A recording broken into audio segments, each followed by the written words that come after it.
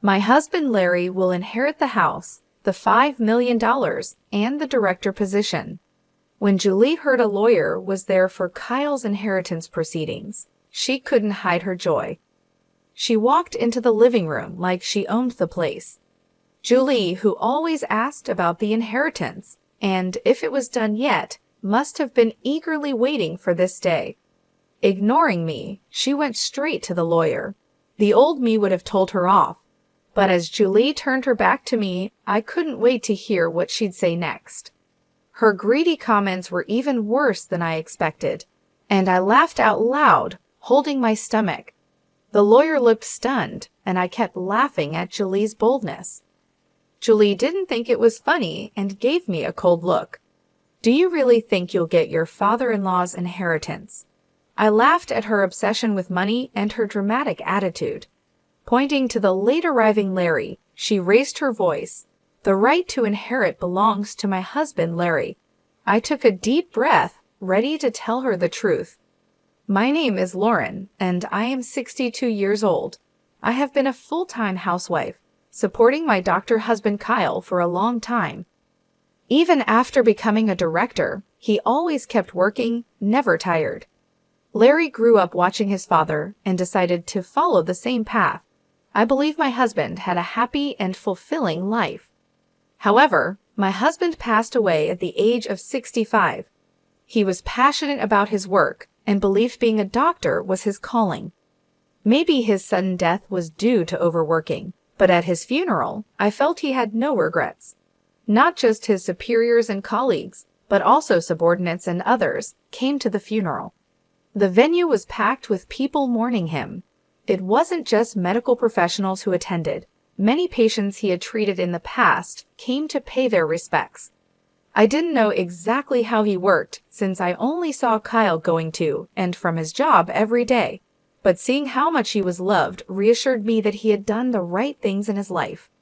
At the somber funeral, Julie, the eldest son's wife, seemed restless and out of place. Her face relaxed almost as if she was happy about her father-in-law's death.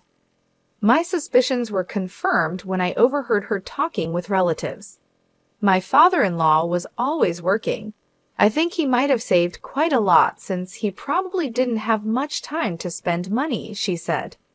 Hearing such a statement right behind me, I couldn't believe my ears. Despite being in the middle of a funeral, Julie seemed more concerned about how her father-in-law's inheritance would be divided. Perhaps she didn't know that a daughter-in-law might not have any inheritance rights. Even so, her behavior wasn't appropriate for the funeral. Seeing her actions, Larry, the eldest son, apologized to me with a guilty look. "Mom, I'm truly sorry. No matter how many times I tell her, Julie doesn't listen. It's not your fault, Larry, but if you feel that way, can you please firmly warn her? Many people are attending this event." I knew about Julie's behavior even before Larry mentioned it. Remembering her inexcusable attitude, I recalled how she didn't help at all while I was busy with my husband's funeral preparations. She didn't offer me any words of comfort or sympathy. To make matters worse, she was always talking about the money, asking things like, "Your husband had quite an inheritance, right? How much was it? Even if you're his wife, it's his inheritance, so don't waste it, okay? Did you come here just to say that? Is that all you have to say?"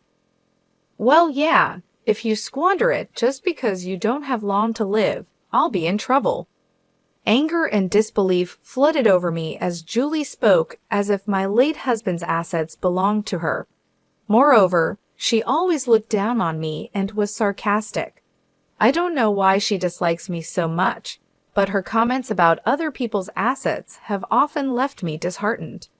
My son Larry was inspired by his father and became a doctor. Larry's earnings are not bad, but Julie has always been overly obsessed with money. She'd often call me saying things like, "I'm worried about our future with Larry's low income," or "We're short on money," hinting that she wanted financial help. Because of this, getting along with her was very challenging. I used to let things slide, but now she's targeting my husband's inheritance, and I've reached my limit. Larry's income is really unstable, so we don't have much money to spend freely. We can't afford luxuries. Oh, really? Why don't you work then? That would help with the household expenses, and you could afford some luxuries. What? It's ridiculous for a doctor's wife to work. You're lucky since your husband earned well, and you could live comfortably. No matter how many times I tried to advise her, her attitude only worsened, and our arguments became more heated. She wouldn't even hesitate to belittle her own husband, Larry, just to look down on me. From her perspective, I'm her mother-in-law, but once married, we're family. I couldn't stand the way she treated family members with such disrespect. Thanks to my husband, I've been able to live comfortably. If she wanted the same, maybe she should respect and support her husband a bit more. If there was something about Larry to respect, then maybe. Anyway, I'm off to get my nails done and have a spa day. Don't forget about the inheritance, okay? Bye now. She just blurted out whatever she wanted and promptly left the house. Given her stormy behavior, I began to wonder how Larry was treated at home. But her self-centered actions didn't end there. During the inheritance proceedings, she continued her bad behavior, which became increasingly intolerable. Even after the funeral was over, every time she visited, she'd greet me with, "How's the inheritance coming along?" It felt like a standard greeting. Despite explaining several times that the process takes time, she either forgets or doesn't understand and constantly pressures me whenever she sees me. I've told her multiple times that she has no rights to the inheritance, but she just doesn't seem to get it. Whether she believes Larry's money is hers or has some other scheme in mind, she seems convinced she'll inherit a fortune. After discussing with Larry, or rather manipulating the conversation to her advantage, she probably intends to get a share of the inheritance. If that was all, it would be a family matter for Larry to handle. But her actions affect everyone involved, making the situation much more complicated and stressful. I shouldn't interfere, but Julie tried to steal valuable things from our house. Julie, what are you doing? That's my necklace. Oh, come on, don't be so stingy. We're family, so it's okay, right? I can't be friends with someone who would steal from me. Fine then, I'll take it as an advance on the inheritance. That's okay, right? I am being patient here. No matter how many times I told her not to act like that, she wouldn't listen to me. From the moment she took my cherished necklace, a gift from my husband, I couldn't stand it. After that, I never opened the door for her again. Even though Larry frequently messaged saying, "Mom, I'm truly sorry for Julie," he couldn't stop her. I gave up expecting anything from Larry or Julie. I didn't even have time to grieve the loss of the necklace as her harassment continued. She badmouthed me to her friends and others, calling me the worst mother-in-law who won't even let her in the house. The neighbors would say, "It looks tough," with a smile, but they showed concern. I don't understand why she hates me so much. It gives me a headache. What hurt the most was a letter I found in our mailbox. I felt disgusted just by seeing the already opened envelope. When I checked its contents, it was addressed to Larry and his wife. Whether it's Julie's idea of harassment because I won't let her in, her credit card bill was in our mailbox. Seeing the statement filled with extravagant expenses from luxury restaurants and online shopping made my blood run cold. "Larry, there's a credit card bill for Julie in our mailbox. It was already opened and checked. What's the meaning of this?" "Huh? I have no idea. It seems like she has spent a lot. She always talks about her income to me. Is everything okay?" "Well, it's actually tough. Mom, I'm sorry to ask, but could you pay it for us?" Wanting to complain, I contacted Larry. However, whether under Julie's influence or due to the power dynamics in his household, he said something unbelievable, leaving me speechless. I wondered why I needed to help them. Why would he even think I'd assist them? He can't even retrieve the cherished necklace from his wife. What is he even saying? I also harshly criticized his behavior, which seemed to only remember things convenient for him. I've already done my part in supporting you as a parent. Why would an adult like you burden their parent and ask for help? Well, we have Dad's inheritance, right? You won't be able to use it all by yourself. Please, I thought you'd help. There's a saying about a thief acting brazenly after committing theft, and now I get it. Larry, you and Julie are really a match made in heaven. I'm cutting ties. Stay away from me. I could tell from the other end of the phone that he wasn't taking what I was saying seriously. I was so furious with his attitude. After hanging up, I immediately threw the bill into the trash. The idea that Julie might have deliberately put it in our mailbox, assuming I'd pay, was unbelievable. Most of all, it was an inconceivable act and made me question her as a person. Do you think I haven't thought about it? Is there really a way to get the inheritance? Kyle, what should I do? I asked my husband's photo, picking it up unconsciously. From my anger and disappointment towards Larry and Julie, I've lost understanding of how to handle my emotions. Is it really okay to proceed with the inheritance as it is? Amidst my insecurities, I somehow gathered courage. I hope someday they get what they deserve. Frustrated by their appalling behavior, I dealt with the inheritance proceedings alone. Perhaps my feelings got through, as I found out my husband had left a will, and in it, something was written. After reading the will my husband left behind, I resolved to protect myself and get back at them. Phew, I'm glad it seems Kyle was on my side after all. Thank you, I whispered, holding back tears and pressing the will to my chest. I regained my composure. I clenched my fist, deciding I wouldn't just do nothing and let those two dictate things. I decided to wait for the right moment to make a big move against them. Maybe because I felt relieved at the thought of being able to retaliate for all the suffering, I completely forgot about Julie's bill. I would have thrown it away from the start, not intending to pay, but she must have received a reminder. This time, I received a message from her, even though I had told her the inheritance proceedings were not yet completed. There were false accusations that I wanted to control everything. Her words seemed to attack me. It's because you haven't settled the inheritance yet. I'll wait a little longer, but please do it as soon as possible. Oh, by the way, you saw the bill I left in the mailbox, right? Please make that payment. What are you talking about? Stop joking. Why do you think you're entitled to the inheritance? Oh, come on. Larry is the eldest son, right? It's only natural for him to get an inheritance, isn't it? Do they think I know nothing? Julie scoffed and said with a smirk, Larry has a right to inherit because he's the eldest son. In general, this is not incorrect. Even after Julie said all this, I still haven't told them the important thing. Even if I don't tell them, it's their own problem, and they should naturally know about it. But for them, who only think conveniently, it might be hard to realize. I'm waiting for the perfect moment when they fall apart, watching for the right timing. And finally, that time came. It was when I had explained the situation to the lawyer, and after the proceedings were finished with his cooperation, I finalized the plan. I will contact Larry when the procedure is complete. After discussing with the lawyer, to me it's just a routine communication. But as expected, Julie came to my house with a face filled with joy. I deliberately left the front door unlocked. Without any suspicion, she opened the door and stomped in. Seeing her, I could hardly hold back my laughter. I've been waiting for so long. Isn't it terrible? You've been reluctant to complete the procedure and won't give up the inheritance.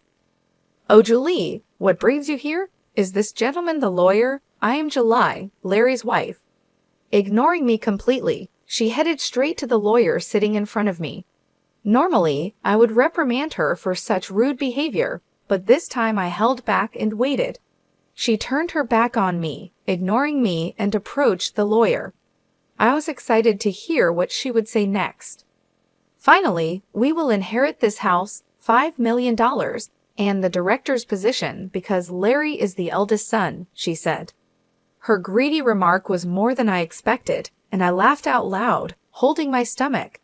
The audacity of her and the lawyer's stunned face made it even funnier, and I kept laughing.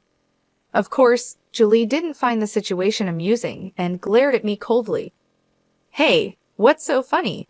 Are you upset that we are taking the inheritance? No, why? 5 million? How did you come up with that amount?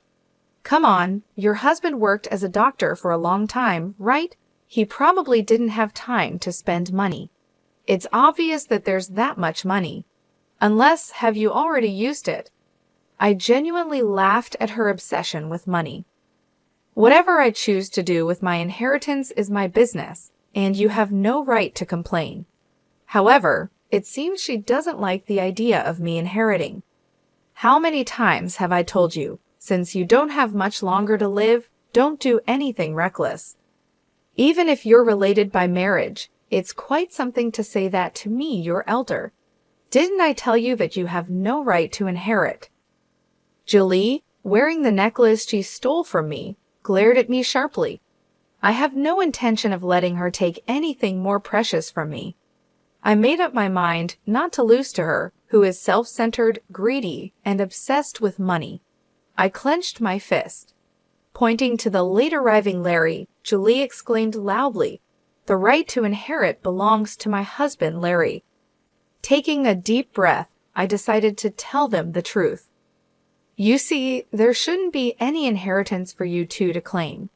Larry, isn't that right? Huh? Why, Mom? What do you mean? Oh, don't you have any idea? Aren't you forgetting something?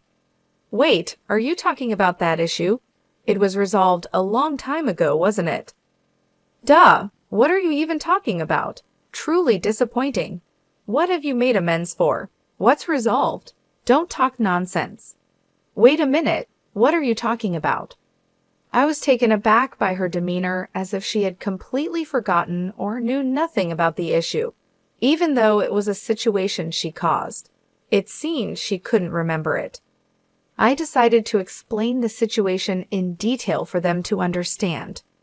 Larry had married Julie a few years back. However, before that, he was already married to another woman and had a child with her. Despite having a family, he neglected them to have an affair with Julie. After their affair, Larry and Julie got married.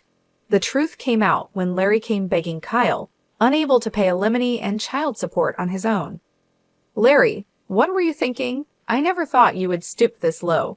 I had no other choice if I wanted to marry Julie. What are you saying? You're the one who committed the wrongdoing. Even if you are my son, don't expect me to pay for your mistakes. Larry, take responsibility and sort it out. Why? You can help me a bit. As a doctor, you are constantly working and don't have time to spend money, so you must have some to spare, right? Larry's audacious remark pushed my husband's anger to its peak. When Larry started making excuses about being overwhelmed with newlywed life and needing money for their wedding, my husband decided to cast aside his feelings as a parent and choose his grandchild instead. Fine, I'll pay on your behalf. There's no need for my grandchild to suffer because of a terrible father like you. Dad, don't say it in such a sarcastic way. I'm your son, you know. Exactly, that's the point. And in exchange, I won't support you in any way from now on. And of course, don't expect to inherit a single thing from me. Larry probably thought that my husband's words were just declarations made in the heat of the moment. But my husband believed that someone who abandons their family doesn't deserve to be celebrated. He neither attended the wedding nor offered any support. Dad, just let it go. In the future, you'll rely on us for care, right? We are family, so try to compromise a bit. No way. Why would I bother with someone like you? Knowing that his father had money, Larry had previously mentioned the need for future care and requested support. However, my husband didn't listen to Larry's words, and as he declared, he made sure it was written in his will. It clearly stated that everything should go to his wife and grandchild. My husband, with his strict personality, had meticulously written and prepared the will to ensure that not even a small amount of money would go to Larry and his wife. This fact became known when my husband's lawyer showed the will during the funeral proceedings. He said he had received the will from my husband in advance. Remembering the anger at that time brings up emotions, but I deeply thanked my husband for his foresight and protection. My husband left a will stating that even though Larry is his son, he does not have the right to inherit his father's estate. When the lawyer read the contents of the will, Larry and Julie were shocked. I decided to add insult to injury. "Oh, by the way, Julie, you took things from our house, right? You said it was like an advance on the inheritance. But you heard the will the lawyer read, right? You have no rights, so give it back. It was a gift from my husband to me." I pointed to the necklace she was wearing. She threw the necklace at me with a visibly angry attitude, clicking her tongue and glaring at me. Probably because the lawyer was present, she couldn't say anything reckless. "I didn't hear about this. I thought I'd finally get my father-in-law's inheritance. I came all the way here today. What's going on?" "Really? When you announced your marriage, you said being pursued meant you were more attractive, so it was inevitable, right? You knew what you were getting into when you got with him while he already had a family." I remembered how furious I was at her attitude back then. I used to think Larry was deceived by such a terrible woman, but now I realize they are a perfectly matched couple. I will definitely inherit. Oh, there is the hospital. It would be troublesome if the director was absent, right? This kind of succession is usually done by the son. Too bad, it's already been handed over to a competent subordinate. Huh? Why? Isn't it normal for the son to take over? Ha ha ha, to begin with, you're doing something that's not normal, right? It's your own doing. Realize that you're not the norm. She was desperate for the inheritance, whether it be the hospital or the house. In the end, she clung to the lawyer, asking, "Then what can I get?" But the lawyer my husband had contracted wouldn't easily tell her. He repeatedly explained the contents of the will, stating, "The two of you have no inheritance rights," and responded calmly, "This is unbelievable. I don't believe it. It must be a mistake." Really, no matter how much you fuss, nothing will change. Even if you sue, you'll just end up embarrassed. If you're okay with that, feel free to do so. Perhaps finding my cold treatment unbearable, she stormed out of the house with a face as red as a boiled octopus. I watched her leave with Larry. I held the necklace and quietly pumped my fist in triumph. After that, she never contacted me or visited the house again, and the inheritance procedures were completed smoothly.